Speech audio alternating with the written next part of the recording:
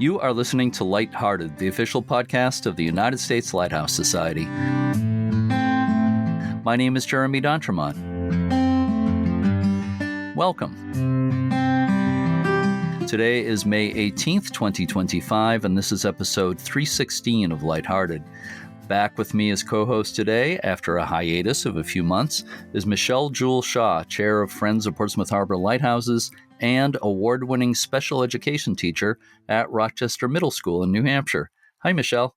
Hi, Jeremy, and hello to all of our listeners. It's great to be back. Thank you, Michelle. I'm so glad you're back on board. In a few minutes, we're going to listen to an interview with Matthew Cohen, a nautical photographer in Rhode Island who's working on an interesting lighthouse project. There's also a special video version of this interview that I'll tell everybody about in a few minutes. Michelle, I hope you're enjoying this beautiful spring weather we're having here on the New Hampshire seacoast. It has just been a beautiful week, taking the kids outside at school and just enjoying the fresh air and everything. It's just been wonderful. Yeah, after some soggy, muddy days there for a while. Yeah, it makes me think of the Beatles song, Here Comes the Sun, you know? Yes, definitely. It shows my age a little bit, but that's what I think of. So it's going to be, it looks like it'll be at least another year with no tours at Portsmouth Harbor Lighthouse here on the New Hampshire seacoast because of the damage and storms the past couple of years. But hopefully we'll get back to having tours by next year. Yes, I hope that can be in our future. I really miss being there for tours, and I'm sure people miss coming for tours. So hopefully by next year we'll be back at it. Yeah, I know you and I miss it a lot. Yes. Our other volunteers do too. We do have some cruises coming up that I wanted to mention. There will be sunset lighthouse cruises from Rye, New Hampshire on June 20th and 27th, and then a daytime cruise in September that goes by 5 lighthouses. The cruises are popular, so people should get their tickets soon. The easiest way to do that is to go to portsmouthnh.com. I think people know how to spell Portsmouth, spelled like Portsmouth, nh.com, and navigate to June 20th or 27th on their calendar, or just go to our website at portsmouthharborlighthouse.org, and the information is on there. I will be away for the June 20th cruise. I'll actually be on the Society's France tour, but it looks like I'll be back the day before the cruise on the 27th, and I'll be helping out with that one. But I know the narration of the cruise on June 20th will be ably handled by you and our Vice Chairman, Bob Zimman. Yes, the cruise will definitely be in good hands with Bob and I there. And you'll have Pete Reynolds, the owner and captain of Granite State Whale Watch, to help out as well. And they always do such a great job. Yeah, always a pleasure working with them. People, if they come to the New Hampshire seacoast, do a whale. Even if you're not doing one of our cruises, do a whale watch with Granite State Whale Watch. You won't regret it. They're great. I also want to mention an event that's coming up next Saturday, May 24th. Can you help me tell everybody about that one, Michelle? Sure, Jeremy. On May 24th at 1 p.m., there will be a special ceremony at the gravesite of Ida Lewis, the famous heroine of Lime Rock Light in Newport, Rhode Island. The event is a collaboration of the Newport Historical Society, the U.S. Lighthouse Society, and the U.S. Coast Guard. The commemoration will feature the placement of a bronze U.S. Lighthouse service grave marker by the crew of the U.S. Coast Guard cutter Ida Lewis. It's going to be a great event. The keynote speaker will be Lenore Scommel, who wrote the best biography of Ida Lewis, book called The Lighthouse Keeper's Daughter. She's been on this podcast. I'll be the MC, and the commander and crew, as you mentioned, of the cutter Ida Lewis will be there. I'm really looking forward to it. It's open to the public. I hope some of our listeners might be there. Speaking of Rhode Island, please help me introduce today's guest, Michelle. Sure, Jeremy. Matthew Cohen is a professional nautical photographer with more than 20 years of experience. His work has been printed in more than 30 maritime publications. Many clients, both corporate and private, have hired Matthew to capture yachts, regattas, and exclusive locations. His work has been showcased in over a dozen galleries, shows, and retail spaces. Matthew acquired his love of boating as a child and raced with the successful Roger Williams University Varsity team. Following that, he became an accomplished sailing instructor for 15 years at the Sail Newport Sailing Center, and he's logged over 30,000 ocean miles as a sailor. He's now in the early stages of a new photography project related to lighthouses. I won't say more about that. Now you'll have to listen to the interview to learn about it. I'll also mention that Matthew took part in another episode just several weeks ago when we interviewed the owners of Bristol Ferry Lighthouse in Rhode Island, and Matthew was there for that. So let's listen to my conversation with Matthew Cohen now. I'm talking today with my friend Matthew Cohen, who is a tremendous photographer based in Rhode Island, who specializes in nautical photography of one kind or another, lighthouses and other things. Well, first of all, thank you for doing this chat today, Matthew. Thank you. It's a great opportunity. And I will direct people also to the YouTube video we're posting. By the time they're hearing it, I think it'll be posted on the U.S. Lighthouse Society YouTube channel, where Matthew, you presented some of your photos and told the stories behind them, the lighthouse photos. So I see these two things, the audio interview we're doing and that video being kind of complementary in a way, kind of meshing together. So people want to check both of them out. Yeah, it's the podcast. The podcast is a great story, but you're talking about photography, so you got to see the goods. Exactly. And well, that brings up a question right away. You have a website, right? I do. It's Cohen, Cohen, photography.com. Yeah. And then there is a facelift to the website coming in about a month, and a lot of weekly or monthly posts on Instagram and Facebook, which are Matthew Cohen Photography. Okay. By the time people hear this, we're recording in early April, but it's going to be probably about a few weeks from that when people hear this. So maybe by then the new website will be up or close to it anyway. So. I'm hoping for about a month. Not a confirmed date. We've got a lot of tricks up my sleeve for this spring. So that's the goal. Yeah. Anything like that always takes more time than you think it's going to take. Yeah. This website is massive in terms of its infrastructure, and so yeah, it's not just a portfolio, but it's an operation and sales and workflow and sale and it's an upgrade from the last one that released in 2017. So yeah, well, I know the feeling. I've had a website for like more than 25 years and done a complete overhaul at one point. It was not fun. So yeah, I'm raised the money for someone else to do it. I just give them the photos. Right. Yeah. Good plan. Excellent. Yeah, I'm not a coder. Yeah. I don't try and fix my own cars. I take them to a mechanic. Yeah. So let's talk about your photography kind of in general, starting out. You've been doing photography for a long time. Maybe in a second you can say about how long, but you're also a professional sailor, and my question is, which came first, the sailing or the photography? The chicken or the egg? The sailing. I was boating and messing around with boats before I could walk. Mainly coming from my grandfather, who was an avid sailor, an architect, and pilot. So sailing and flying, very ubiquitous, just outside of Bar Harbor, Maine. So I would spend summers going to visit him and do some day sailing. He had a boat called a Katana 27, ironically, which was made here in Rhode Island. A lot of the trend for boating is boats are built in Maine and then end up in Rhode Island. So I owe a lot of gratitude and foresight to my grandfather to. As well as my uncle. My uncle was a very good windsurfer, and windsurfing is seen as an action sport and a water action sport, but has a lot to do with sailing. And so if you can windsurf, you can definitely sail. It's all about reading the wind.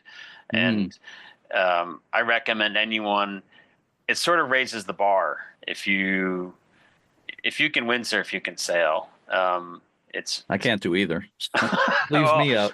I'm also a 23-year veteran sailing instructor. So if you want some lessons, I'm happy to show you the ropes.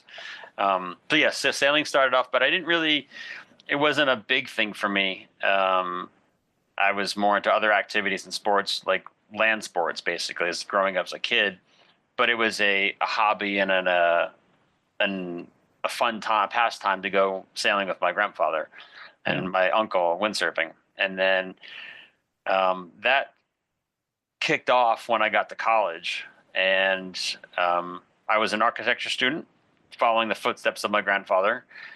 Made him very proud. And then I broke his heart when I told him I didn't want to do architecture anymore because I had no life, and no social life, I should say.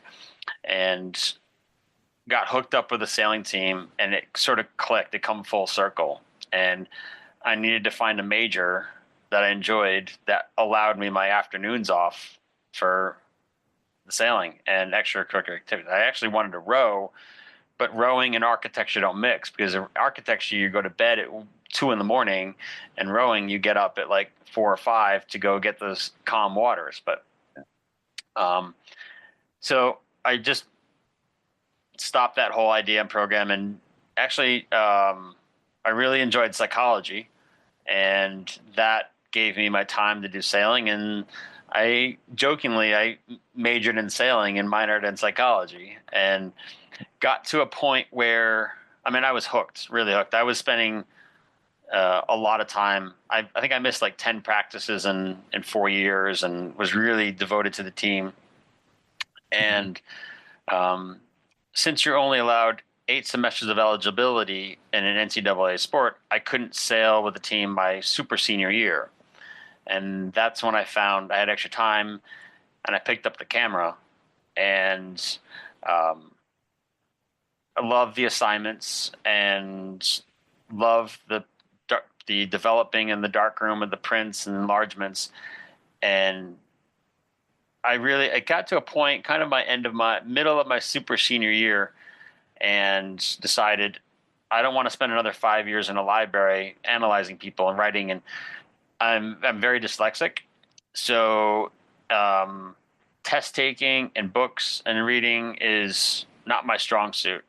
But give me a wrench, and you put me at the top of a 100-foot mast, and I'll fix something for you. Or very kinesthetic learner, roll my sleeves up and kind of thing. So a master's degree in libraries and books and testing was not for me. And I accepted that, and I moved on. And I was able to do after college, I decided I wanted to marry my 2 passions of sailing and photography. Yeah. So I don't think you mentioned the college you're talking about is Roger Williams University, right? In Bristol, That's correct. Rhode Island. Yep. And you live in Newport, Rhode Island today, is that correct? I do. I live right downtown, 2 blocks from the harbor, so I can splash my boat in a moment's notice. Roger Williams is a very good architecture program, and so I was really dialed in for that. I remember coming over the Newport Bridge to go check out Roger Williams my junior year of high school, and just fell in love with the scenery. It's like that shot earlier from the video interview of Rhode Island Lighthouse and the sea smoke. That's kind of what I saw in the summer. Just this plethora of yachts and boats and topography and bridge and seas and coves and harbors. Just a beautiful home and venue. I was like, I could get used to this. So, and Bristol has one of the most thorough, heritages of yachting in Bristol, Rhode Island, with the Herreshoff designers and builders, and the America's Cup and racing, and Newport. And Newport too. I mean, Newport is a tourist city, but it's got a lot of historic occasions and industries and sailing masters.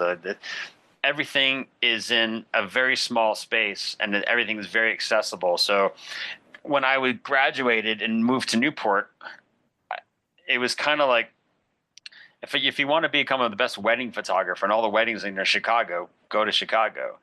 I don't even drive anywhere, right, to get to my studio is the harbor in the bay, and I can be in the bay in 5 minutes. So the environment is super concentrated in terms of the technology and the industry and the history and the celebrities and the people who are involved in it. So I can't imagine a better location for somebody specializing in marine/nautical photography to live. You're the perfect place, really. Exactly. And then after college, I didn't have a job. I knew that what I wanted to do, but I had to pick myself up by my own bootstraps and make money and pay rent and bills. And I did that by sailing. And so I was, for 10 years, after graduating, I was on the water more than I was on land. I was a senior instructor at Sail Newport during the summer, and then spring and fall I'd do yacht deliveries to and from the Caribbean, and then I'd go back to the Caribbean to photograph or race super yachts or just explore the Caribbean and island hop around. Um, and then I got to open up a gallery in Newport on Spring Street in 2012, which was a goal of mine. And it was a good test to the industry and running a business. Staffing and business hours and permits and taxes and production cost and budgeting. And prior to that, I had nothing. I was running a treetop flyer cash lifestyle. So, and I should backtrack and say that at the end of my college career, when I really wanted to get into photography and sailing, I worked for one of the best photographers here in Newport named Anna Vanderwall. And that was an eye-opening experience to the industry, and very grateful to have that opportunity to work for him. Yeah, yeah. So you've done a lot of sail racing, as you said. I was looking at your website and I saw a number on there, and it's probably kind of an old number by now, but I think it said you've logged something like 30,000 miles of sailing. Oh yeah, I think I lost count after like 36,000. Yeah. That was basically in that 10-year time frame of transatlantic, like 2 back-to-back transatlantic crossings and 7 weeks in the Pacific. That was probably, from memory, that's about 11,000 ocean miles nonstop. Mm-hmm. I was living out of 2 Pelican cases and a duffel bag. Yeah. And I've seen a lot of the country. I've been to 45 states and 7 cross-country road trips, and seen probably 50 or 60% of the Caribbean, done a little bit of Europe. But 2006 was a big year of yachting. That was 2 back-to-back transatlantics and 7 weeks in the Pacific nonstop. Yeah. There was 2014 was a big year of travel and photography and boating. I remember my quasi-uncle was a first officer for American Airlines, and he gave me the D3 buddy pass. It cost me like $80 to get from Antigua to Hawaii. Wow. So that was a lot of photos and a lot of experiences, and yeah. I just did as much as I could on the water. Yeah. Have you been involved in the America's Cup? Not as a racer. I've shot it a few times when it was here.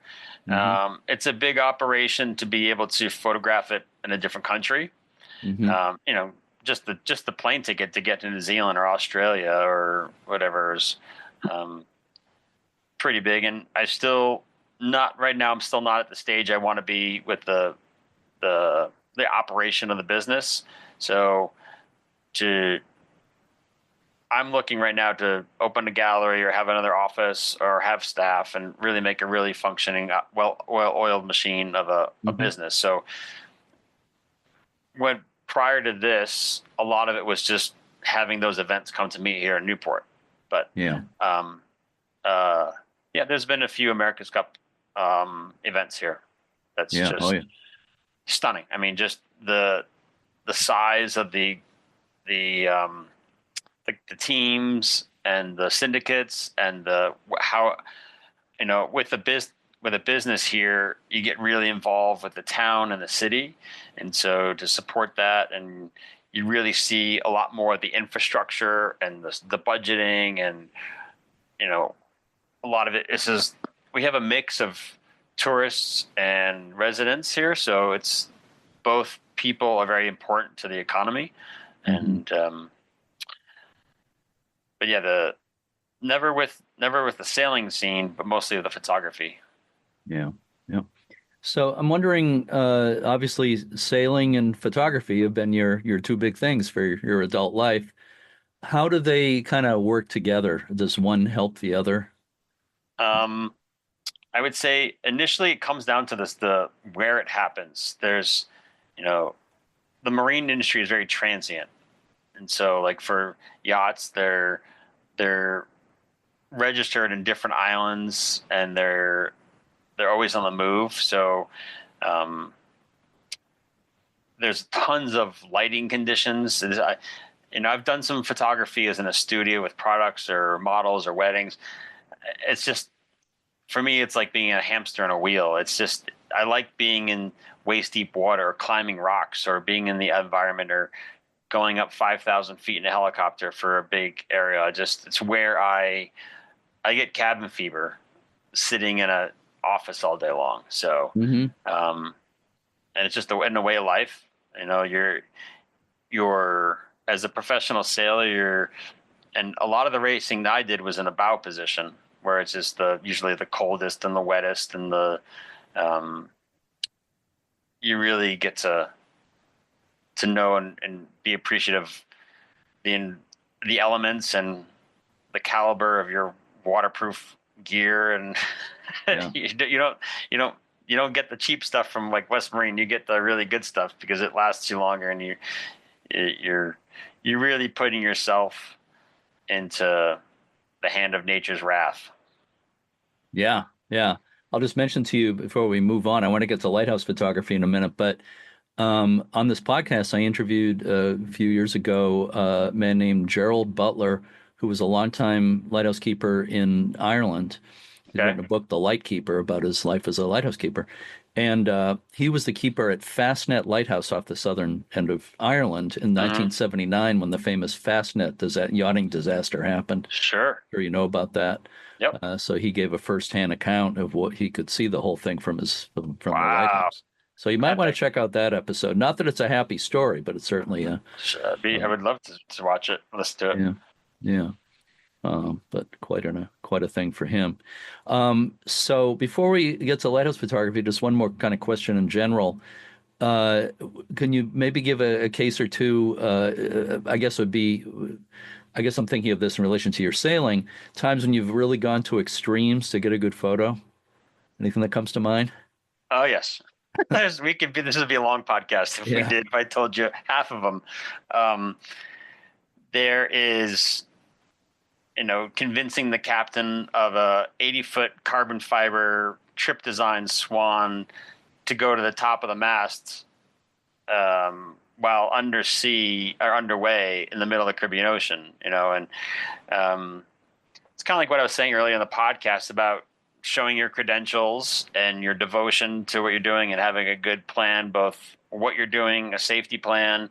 I have all digits, all 20 of them, and all appendages. So, but yeah, I have a good memory of a boat called Xanadu. It's this cold molded custom boat. It's got ketch. And I'll disclose a little bit of a trade secret here for the story, but a lot of the sailing I've done are on sloops, which is just one mast. And so if you do it hundreds of times, it gets so boring. You're only limited to where you can go, right? So I was like, I have an idea. And I started looking for boats that are their sail plan is a ketch, which has two masts. And so what you can do is you can step back, you go up the mizzen mast, and you use the mizzen as like a stage to get the rest of the boat looking forward. And there was this boat called Xanadu, and I convinced the captain for me to do some day work on the boat for a couple weeks, and then help them do the delivery in the fall from Newport to St. Martin. And so I told them, I'm going to let you know up front that the main reason I want to do this delivery is to get photos and go up the mast. This is before the explosion of GoPros. They were around, but they weren't as good. They were kind of archaic. This is before drones. This is going up as a professional sailor with the right gear, with other professional sailors that you're relying on them to get you up to the top, and not drop you, and be safe and good communication. Right. And, this is kind of like, a year in planning for like 10 good shots, because they have this idea and you got to convince people to do it. And then you get to do it, and all the stars align, and the photos are stunning. Like very proud of them. And I didn't want to come down. Like people think it's scary, and yeah, it's scary if you're in the wrong conditions, but if you're in the right conditions where it's not too extreme and you have full sail, you don't want to do it when it's too windy and there's like half sail. You want to show full sail and full canvas, so it really tells the story of what you're doing. That's, mid-range of manageable sea conditions, but still going on the right course and whatnot. And I'm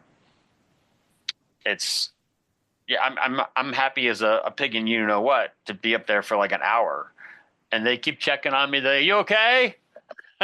Yeah, I'm good. Even the thumbs up, and they're like, you want us to send you a sandwich up there? Like, and I'm just free as a bird up there. So it's really, I love with the photography and being a bowman and being in these positions, you get to see these perspective and angles, which, to answer your question about coinciding photography and sailing, is if you're a helmsman, you're stuck at the wheel the whole time, or if you're a navigator and a tactician, you're down in the cockpit or in the nav table for the majority of the race, and you don't get to come out. But when you're a bowman or a mastman, your sort of physique and the abilities to get these different angles really help tell a story. And see, you can go out the end of the spinnaker pole and look back, like, who does that? And everyone takes photos from a chase boat or a helicopter or on the deck of the boat. But if you can get yourself in the right position, it changes the whole dynamic of what you're looking at for your photos. Yeah. Not that I've experienced anything quite like that, but I can imagine how exhilarating that would be to be up there like you're describing. It's not scary. It's kind of peaceful, because when you're so high, you're in nice light conditions. When you're so high, you're kind of like eye level with the seagulls. Yeah. And you're just kind of swinging in this little seat, in this little chair, and it's a little surreal and peaceful. Which people look up and it's like, what's that? You say kind of in your own world, really, in a way. Yeah, you're kind of in this little like Zen. It's like you're on a swing set. You're kind of just hanging out, but you're way up in the clouds. Yeah, I can see that. So moving on to lighthouses. Sure. First of all, what do you think makes lighthouses such good photographic subjects? It's a good transition for this from sailing and photography to lighthouses. Lighthouses are a passion of mine because they're the marriage of nautical and lighting. So, and photography is all about lighting, and they have a close spot to my heart, because as a mariner, like, I've been in really sketchy situations with rocks and terrain. And so lighthouses give you this, when you go out to the ocean and you go do a yacht delivery, you go away for a couple of days and you come back, you come back with a lot of unknowns. And you have radar and charts and electronic charts and paper charts, but like when you've gone on a yacht delivery for 2 weeks or a week and you come back and you see, long before you see land, you see this little blip and you're like, I know where I am, I know where I'm going, and I'm home. And coming home is a nice thing after getting a little cabin fever and getting chummy with your mates and eating frozen lasagnas for a week. So, there's a cold beer and a cheeseburger waiting at the other end. And but lighthouses are unique. They are kind of like, in a way, the land version of doing what I do on sailboats, is going to the top of the mast, or you're at land's end. You can't go any further than the lighthouse, right? So it's not like you're in Nebraska and you got another 500 miles to go and you're in more land. Right. You're at the edge. Yeah. That makes me think of, I'm sure a lot of people, in fact, people can't see it, but I'm wearing a Marshall Point Lighthouse baseball cap, Marshall Point Lighthouse in Maine. Yep. In the movie Forrest Gump, Tom Hanks runs across the country and ends at Marshall Point Lighthouse. So what you were just saying makes me think of that. It's like, you can't go any further. That's it. That's the. Yeah, you're at the precipice, and you should get that. You should see if you can get that hat signed by Tom Hanks. We're almost twins, by the way. He was born like 2 days before me, same year. So there you go. Hit him up. I'd be a lead-in. I'd have him sign the cap. Yeah. hit Good them up on idea. Instagram or Facebook. All right. Yeah, the lighthouses are, and so I also have a history in architecture and construction. So even regardless of the light, they're beautiful structures. They endure these massive storms and weather and erosion. They struggle with their budgets and finance to be able to do these repairs. Um, they are They're no more wikis, as they call them, the lighthouse keepers. They're fading because of technology and software. Yeah. So they're kind of a dying breed, and I love the experience of them. Every lighthouse is unique. There's we've talked about Brant, Point Lattice, and Nantucket and Mystic. They're replicas, but in relative to the world, the 1,000 level foot conversation, every lighthouse is unique in its structure and its light and its timing and its Terrain. history, or how many storms that it's endured versus, or how it's been rebuilt. And there's always a story. There's always a uniqueness. So yeah, I couldn't agree with you more. I have a fond appreciation for just the structures themselves. Yeah, yeah. I know what you're talking about. So tell me about the project you're working on now. What's unique about that? So Night Houses is the title.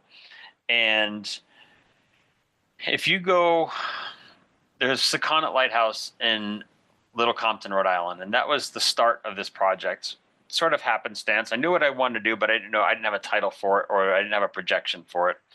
And if you go on the internet right now and you look up images for Sakonnet Lighthouse, and I've counted them, there's about 9,000 photos of the same photo, either from land or a helicopter or even a drone now these days, of the lighthouse taken from a mile away with a smartphone at noon, right? It's a beautiful structure. The photo is boring as hell.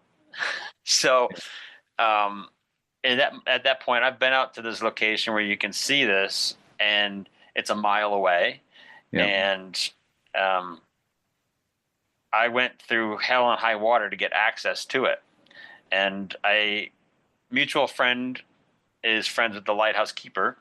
And I told him who I was and what I do and my project. And I asked him if I could spend a week out in the lighthouse. And he said, absolutely not. I said, are you crazy? And I was like, yeah, a little bit, because I want to accomplish this goal. And the goal is to do the exact opposite of what I mentioned before. I want to get permission and access to the lighthouse, and I want to shoot at night with special wide angle lenses. And there's a lot of benefits from it. One, for the uniqueness of the photography.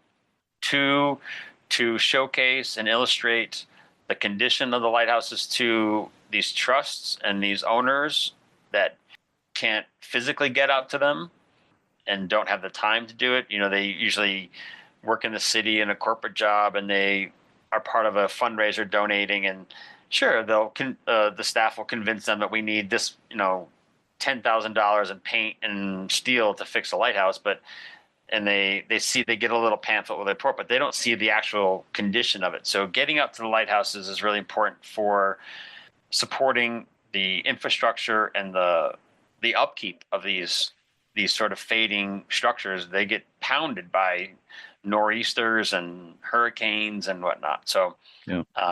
Or lack of maintenance. And so that's an aspect of getting out to these.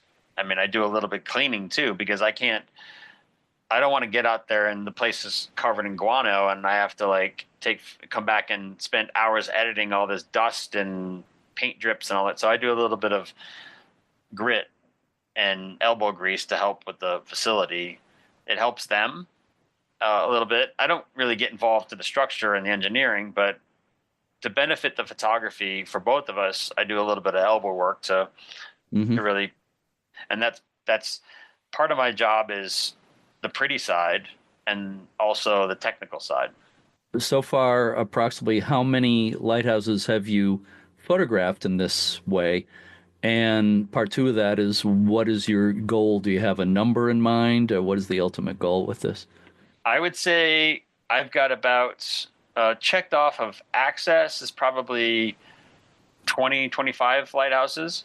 Mm-hmm. And then from those experiences, I've got about 50 really good portfolio worthy lighthouses. And then the end goal for this project is presentations and some print work and then a book. Mm-hmm.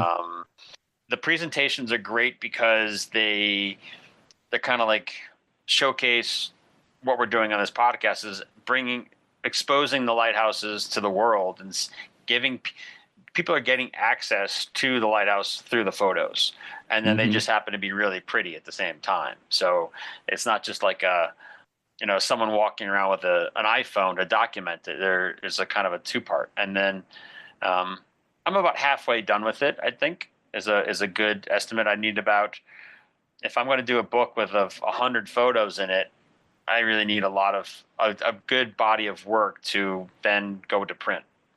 I don't want to have like a book of like a floppy back book of 20 lighthouses. I want a nice hardcover coffee table book that's got a technical side to it. It's got the aesthetic side to it, and then I'm going to go another level of that and really showcase some of the stories that go behind it. The stories, I think a lot of people just want to put together a book and sell it, and that's pretty and all, but I think you're only going to cater to the visual people, but there's the people that are readers want text, they want stories, and I think a lot of the world right now wants stories, and that's why the world has exploded with video to tell a story. But I don't really get into there's a bit of B-roll that happens with iPhones or GoPros to tell the story, but I think to really capture an audience and have a fan base, you really want to. It doubles the sort of flavor, if you will, for a book to have a story behind it, not just a caption where like I was at Sakonnet Lighthouse during a storm in 1982. That's boring. Like, give me some adjectives, give me some challenges, give me some sort of some meat and sustenance to support the photo. Yeah. Well, it makes a lot of sense to me. I think, there's a lot of pretty lighthouse coffee table type books out there with some nice photos. There's a lot of books on lighthouse history. I've written some of them myself, and you're the master of it. Well, I don't know about that, but and they can certainly include a lot of emotional stories and so forth. But to have your story, the experience, the emotions you've experienced, being at these places, and like we were talking about in the video interview we did, you spent 48 hours at Sakonnet Lighthouse and spent the night there, and I don't think a whole lot of people can say that in the whatever it is 70-ish years since the last keepers left that lighthouse. So it's a pretty unique. You're having unique experiences at these places, and I think marrying that with the photos is really neat. And a lot of it's not just the lighthouse itself. Keep in mind, in combination with the story and the aspect of this project is getting permission and the communication. There's not a lot of lighthouse keepers or wikis, as we call them, anymore. The government and the Coast Guard don't want to maintain them, so they sell them off to civilians, and it takes a lot of money to fund to repair and conserve them. There's a backstory that's really important to the lighthouse. Yeah. Just to interject, you mentioned lighthouses being sold to private owners. That's true in a lot of cases, but a lot of them, of course, have gone to nonprofits as well, and, of all sizes, and sometimes to communities, towns, and cities, and so forth. But whether it's a nonprofit or a private owner, they're all faced with a lot of the same challenges. Let me add to another aspect of this, aside from the photos, but also more of the story. A lot of lighthouses are fading and they're being sold off. They're being neglected by the Coast Guard or aids in navigation, and there's a lot of them not needed anymore. They're switching there's a cool timeline of history with the types of lighting. And so going back to photography is 90% lighting control. So one of the challenges of the lighthouses is photographing the light and understanding how it works. And then they're all switching to solar panels and LED because it's much more sustainable or cost effective, either long term or initially, as opposed to having to pay the lone keeper to live there or to maintain, like, no, their job, their paycheck to live there. So they can automate everything, and we live in a AI robotic world. And so True. Yeah, AI will probably be running lighthouses soon. I can see it. I like the idea of documenting these structures before they either document them as they change or before they fade away. Yeah, yeah. And you just mentioned the solar powered LEDs. Not only are they more cost effective and everything, but the Coast Guard ACE and navigation teams only have to check on those like once a year. Hence, the structures in a lot of cases are being kind of let go. But that's changing as they go to nonprofits and private owners and so forth, at least in most cases. So let me ask you, for people listening, and obviously there's a lot of people who love lighthouses listening and a lot of people who love taking pictures of lighthouses. Without going into tremendous detail, do you have any tips for good lighthouse photographs? Sure.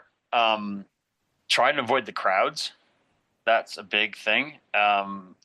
There's the rule that I live by is the 7P rule. Prior proper planning prevents piss poor performance. Yeah. And so do your preparation, do your homework, find out who works there and make phone calls and get permission. Always, don't do anything illegal because you'll never get invited back. Or, here's an example that a little bit of a trade magic secret is that if I have this vision to go shoot lighthouses, I'll go do some research in like December when there's no one there and find out the nooks and crannies and who to call and whatnot. And then I'll come back and start a dialogue, and they know who I am, and they trust what I do is genuine and professional, and then come back in the spring and the fall when there's no tourists, because you're gonna, sure, it's pretty and it's nice out, but you're gonna be dealing with crying babies and dogs, and you're gonna have to do probably the hardest part about photography. If you want to get good with photography and lighthouses, you're gonna have to get good with fill or flash lighting. Lighthouses have no real source. You have to be very self-sufficient. You have to bring a generator. You have to bring types of flashes and fills. I don't have an assistant for photography. It's all through one. It makes logistics and gear and equipment much easier and cheaper. But you have to have a lot of photography is controlling light, but there's no way that you can control. You can't just call the Coast Guard up and say, "Can you shut your light off for 10 minutes so I can do?" You have to work around that. You need to bring a sort of flash from your camera or fill lights or whatever to showcase that. I would do your research. And lighthouses are very special in their construction, their landscape, how they're built, where they're built. I would say the weather. You're not in a studio. You can't control it. You're at the mercy of Mother Nature. So yeah. Well, it seems like a very high percentage of good photography is being in the right place at the right time, and some of that's luck, but a lot of it's planning, like you said. Sure. There's a famous saying in photography called F8 and be there. So F8 is your aperture, which F8 is the medium, right between F22 and 2.8. So you'll get everything in focus, and if you're there at the right time at F8, you'll get a good photo. But it's going to be a picture, not a photograph. Yeah. But as far as taking pictures during the day, of course, I majored in filmmaking a million years ago and studied photography in college too. And you learn things like the rule of threes and don't center your subject and all that kind of thing, which are usually good rules to follow. But I think you'd agree that sometimes rules are there to be broken. You can't always adhere to the rules like that. Yep. Yeah. I would say that. I would say be persistent. There's a famous saying that my two world-renowned bosses used to say to me is, "You're only as good as your last shot." Mm-hmm. So if you're going to be passionate about the photography and the lighthouses, stick with it. You're going to get a lot of rejection in terms of managing companies that don't allow you to go there. Like, for example, I can't do all the lighthouses in Rhode Island because some of them are private homes. Some are owned by the Coast Guard. Some are owned by the DEM, and you're not even allowed to be on the grounds after dark. So you got to go through this whole vetting process, and sometimes there's a phone number, but no one answers it, and no one calls you back. And so, as you've experienced too, as the person of the lighthouse, it's really tricky to get. So, politeness and persistence is a good key. Yeah, 2 more P's. 5 P's. Yeah. Sorry, 9 P's. Right, there's a lot of P's out there in the photography world. So I totally agree with everything you're saying. Okay, so I have one final question for you for bonus points. Okay. I'll save that for a second. Let me just put that thought on hold. But again, we mentioned your website at the beginning. Just mention that again, and any other way people can see your photography. Sure, thank you. The website is Cohen, Cohen, photography.com. Mm-hmm. And on Instagram is Matthew Cohen Photography, all lowercase, no spacing, and as well as Facebook. Okay, excellent. So back to the bonus question, okay, and that is, what is your favorite thing about photographing lighthouses? The challenge of uniqueness, I would say. Every lighthouse is different.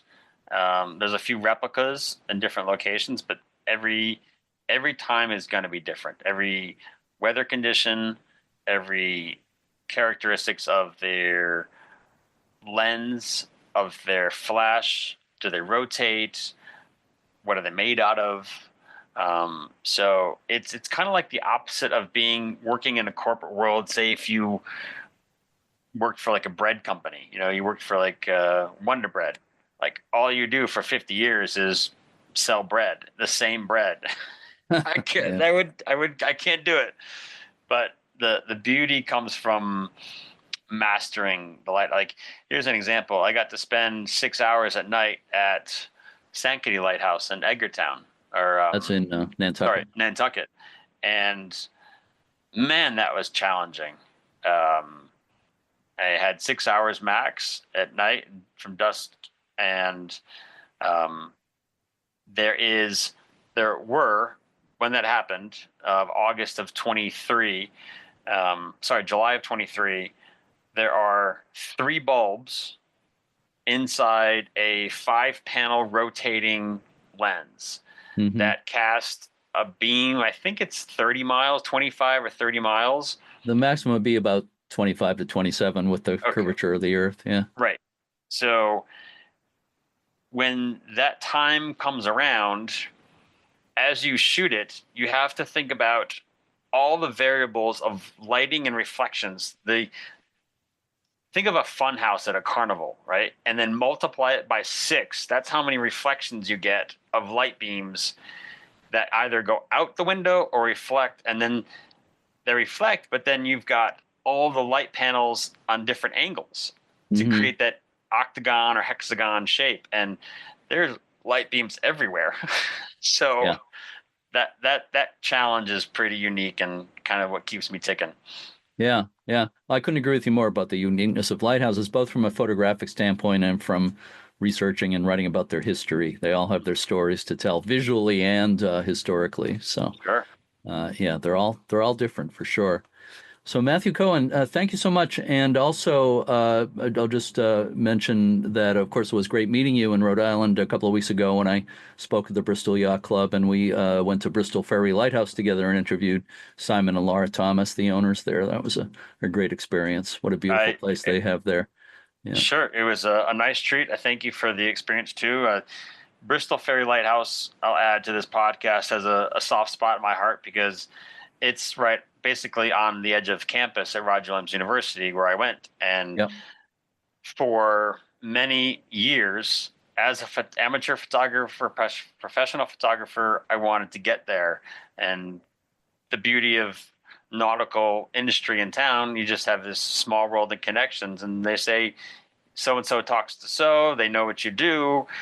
Sure, welcome to come stay 2 nights and photograph one of the coolest lighthouses in the Eastern Seaboard. So kind of an unsung one in a lot of ways, I think, but hopefully listeners will go check it out and maybe stay overnight there because it's really great.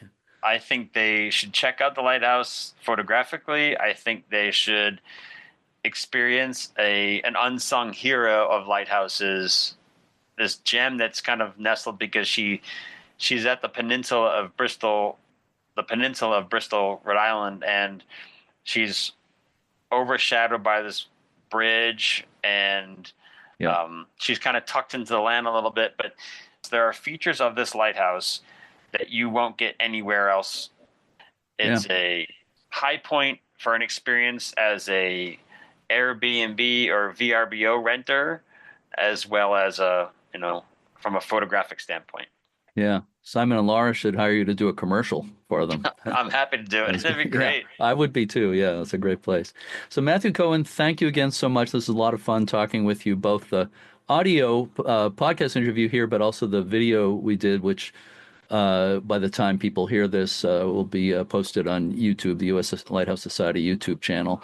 And I recommend they check out both, and they will learn everything there is to know about Matthew Cohen and his photography. Okay. Well, thank you. Well, as they say on YouTube, smash that like button and subscribe. Right. Yeah, absolutely. People need to check out our USLHS YouTube channel and subscribe. Thank you for mentioning that. Sure. Do you have a YouTube channel as well, or no? I will be with the release of the new website. I'll be digging into YouTube and Vimeo. So excellent. Look forward to that. Thank you again, Matthew. We'll continue this conversation in the future. Thank you. All right. Cheers.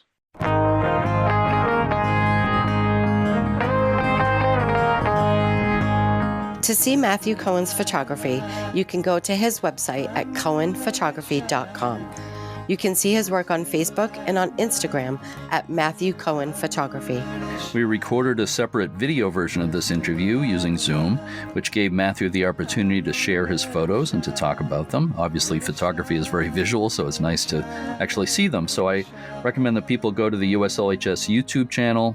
Just go to youtube.com/@ the @ symbol, US Lighthouse Society, or just get on YouTube and search for USLHS. And there's a lot of other good videos on the YouTube channel as well. Before we sign off for today, do you have a quote for us, Michelle? As a matter of fact, I do. I have a quote about the month of May. The author Fennel Hudson once wrote, quote, "May, more than any other month of the year, wants us to feel most alive," end quote. Yeah, I'd say that's true. Yeah, and as we were just talking about, after all the rain we've had, these beautiful days kind of make you glad to be alive. Absolutely. I also want to remind our listeners to check out uslhs.org to learn more about tours, preservation grants, the passport program, and everything the U.S. Lighthouse Society offers. Remember that memberships and donations help support this podcast. If you listen with Apple Podcasts, please rate and review us.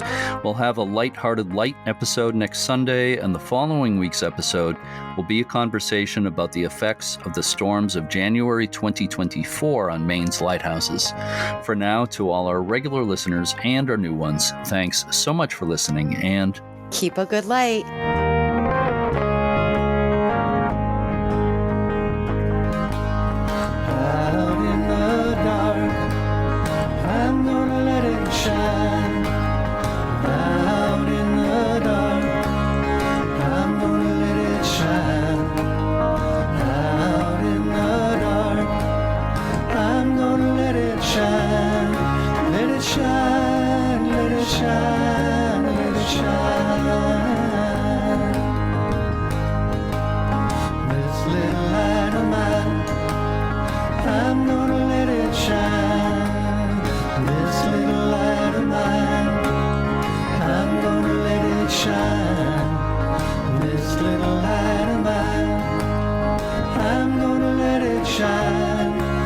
Shine, let it shine.